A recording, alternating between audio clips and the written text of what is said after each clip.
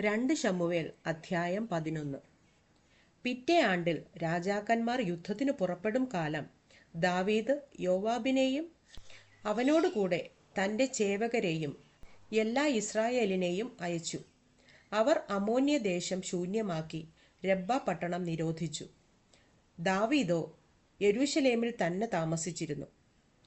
ഒരുനാൾ സന്ധ്യയാകാറായ സമയത്ത് ദാവീദ് മെത്തയിൽ നിന്ന് എഴുന്നേറ്റ് രാജധാനിയുടെ മാളികമേൽ ഉലാത്തിക്കൊണ്ടിരിക്കുമ്പോൾ ഒരു സ്ത്രീ കുളിക്കുന്നത് മാളികയിൽ നിന്ന് കണ്ടു.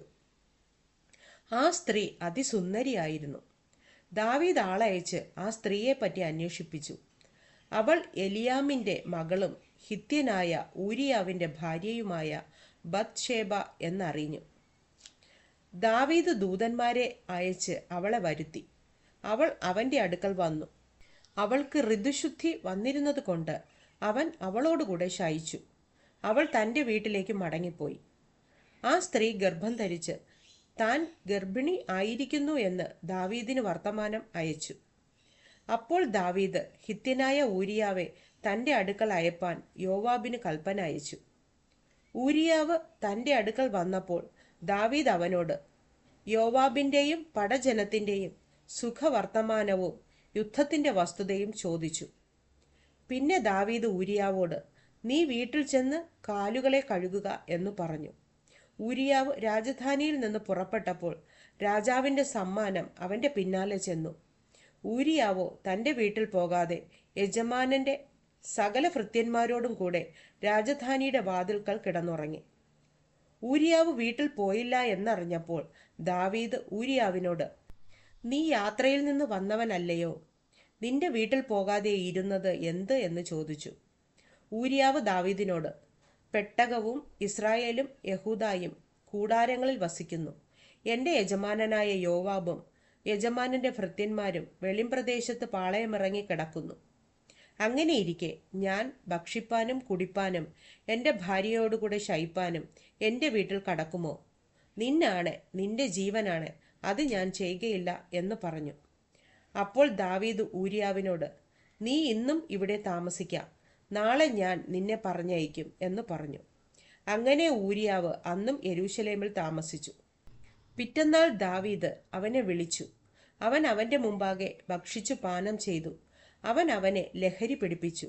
എങ്കിലും അവൻ വീട്ടിലേക്ക് പോകാതെ സന്ധ്യയ്ക്ക് ചെന്ന് യജമാനന്റെ ഭൃത്യന്മാരോട് കൂടെ തൻ്റെ വിരിപ്പിൽ കിടന്നു.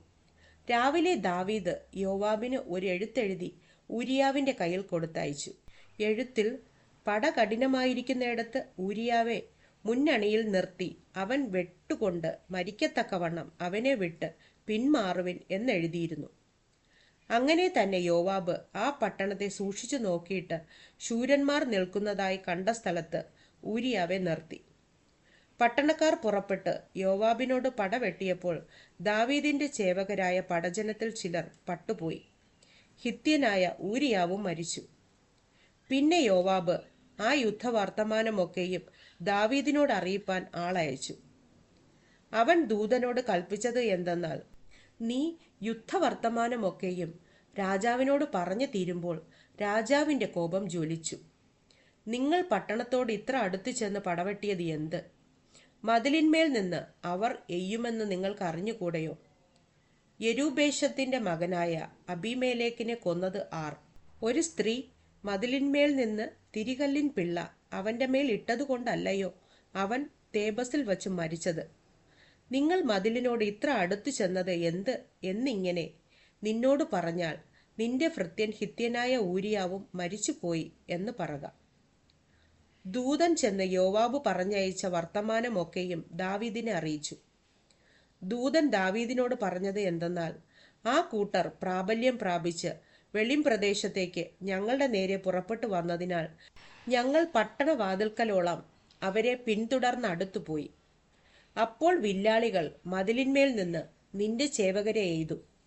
രാജാവിൻ്റെ ചേവകരിൽ ചിലർ പട്ടുപോയി. നിന്റെ ഭൃത്യൻ ഹിത്യനായ ഊരിയാവും മരിച്ചു. അതിന് ദാവീദ് ദൂതനോട്, ഈ കാര്യത്തിൽ വ്യസനം തോന്നരുത്, വാൾ അങ്ങും ഇങ്ങും നാശം ചെയ്യും.